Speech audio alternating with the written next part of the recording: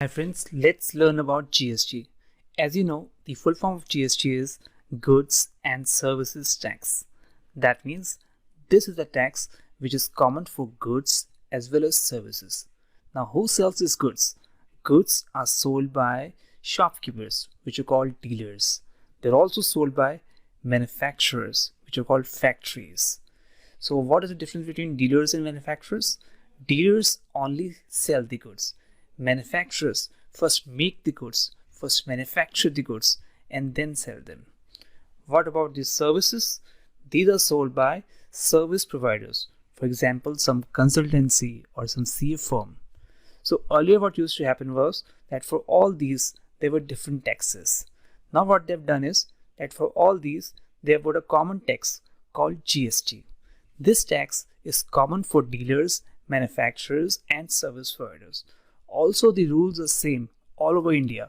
So if you have business in Delhi or you have business in Kerala or Chennai, anywhere, the rules are same. Now the thing is whether this tax is direct tax or indirect tax. So let's learn about it. Now there are two types of taxes, direct tax and indirect tax. What is the difference between these? Direct tax are those taxes which we pay from our own pocket, and indirect tax are those taxes which we do not pay from our own pocket, we collect it from the customer. Now for example, income tax. Income tax we pay from our own pocket, so it's a kind of direct tax. So now let's take the example of VAT.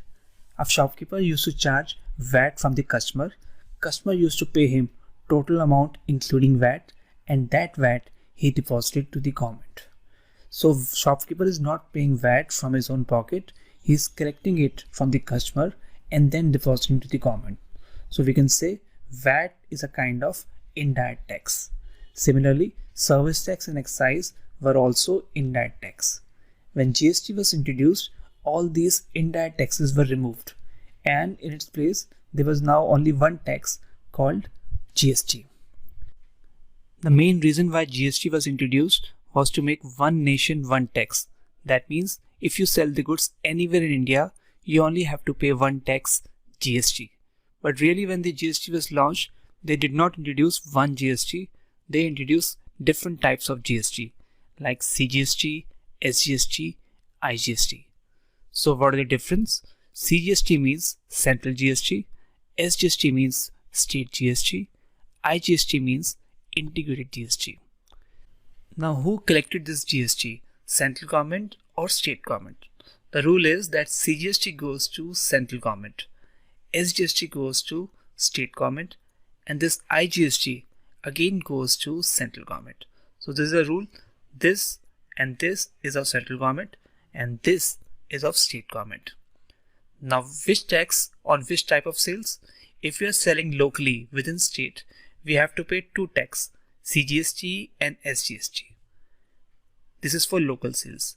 And if we are doing interstate sales, we only have to pay one tax, IGST. That means if you sell the goods locally, half the tax is collected by the central government, half by state government. If you sell interstate, the whole amount is collected by the central government. Suppose sales is of 1 lakh, GST rate is 5%. How will we make a bill in case of local sales and interstate sales? So in local sales, remember we used to charge CGST and SGST. Since the rate is 5%, we will charge 2.5% CGST and 2.5% SGST. The bill will be as follows: sale 1 lakh, CGST 2.5% 2500, SGST also 2.5% 2500. So the total will come to 1,05,000. GST 5, so we'll charge CGST, SGST 2.5. Now in case of interstate, we used to charge IGST, so we will charge whole 5% as IGST. So sale is of 1 lakh, IGST 5,000, total comes to again 1,05,000.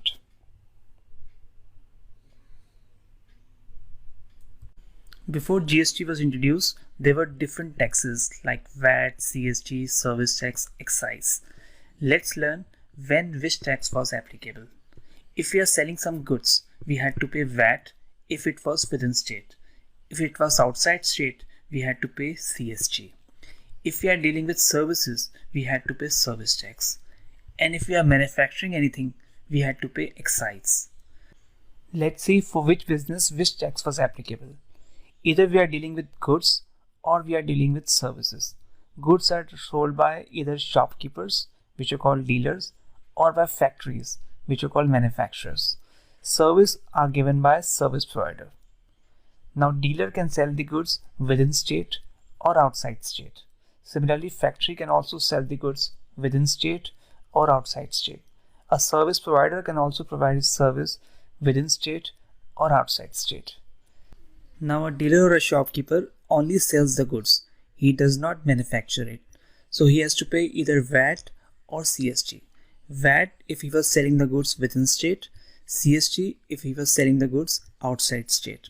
Suppose he's selling the goods from Delhi to Mumbai. This is outside state.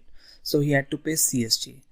If he is selling the goods from Pune to Mumbai, then both these are within state, Maharashtra. So in this case, VAT was applicable. Now a factory first manufactures the goods and then sell it. So on manufacturing, it had to pay excise, and on selling, it had to pay VAT. This tax is on manufacturing, this tax is on selling. A factory first pays tax on manufacturing called excise, and then tax on sale called VAT. Similarly, if it is selling the goods outside state, on manufacturing it had to pay excise, and on selling it had to pay CST. Now for service provider, in any case, only service tax was applicable, either within state or outside state. No VAT, CST or excise was applicable, only service tax, whether within state or outside state. Now after GST was introduced, only there was CGST, SGST and IGST. If we were selling local, we had to pay CGST and SGST. If we were selling interstate, we had to pay IGST. So now it is easy, whether within state or outside state, it is the same tax. It doesn't matter whether we are dealer, manufacturer or service provider. For all of them, same tax, local CGST plus SGST in all cases, and interstate IGST in all cases. Suppose a shopkeeper purchases goods for 40,000, pays 2,000 GST on it, it comes to total 40,000. He sells the same for 60,000. He charges 3,000 GST on it, so he receives total this much from customer. My question is that what is my output and input GST? So the GST on purchase, this thing, is called input GST. GST on sales, that means this thing, is called output GST. It means 2,000 GST is my input, 3,000 GST is my output. So what GST I have to deposit to the government, output or input? The rule is that we do not deposit output or input to government, we deposit the difference. That means we have to deposit this minus this to the government. This is called GST Payable. So GST Payable is this minus this. That means 3,000 minus 2,000, that comes to 1,000. Now in this question, my purchase is more, sales is less. That means my input GST is 2,000 and output GST is 1,500. My input is more, output is less. That means there is no GST payable, because GST payable is output minus input. Output is less, input is more, so there is no GST payable in this case. What about the difference? The difference is called GST credit. So in this case, this minus this is called GST credit.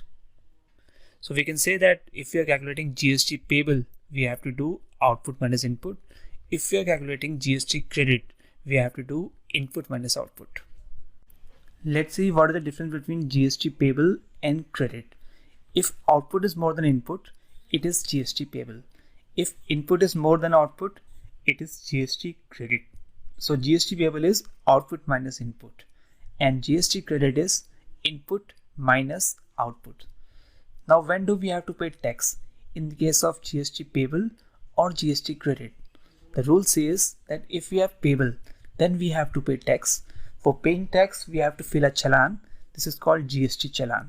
So this is required only in case of GST payable, we have to pay tax to the government. This is called GST challan. But in case of GST credit, there is no need to pay this challan because there is no tax payable to the government.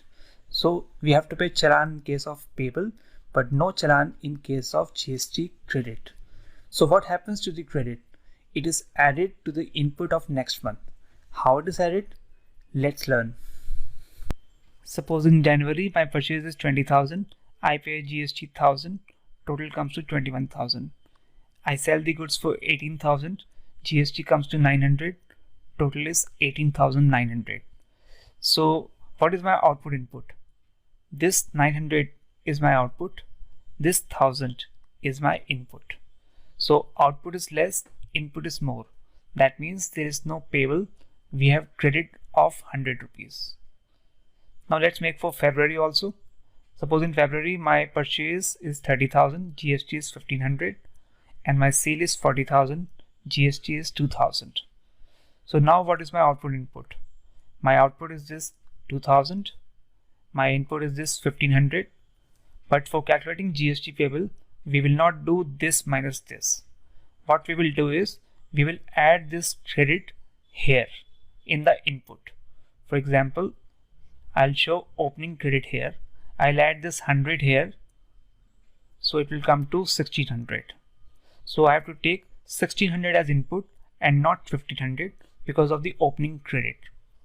Now my output is 2,000, input is 1,600, so my payable is 400. This is how I have to do. This credit I have to add in the next month input.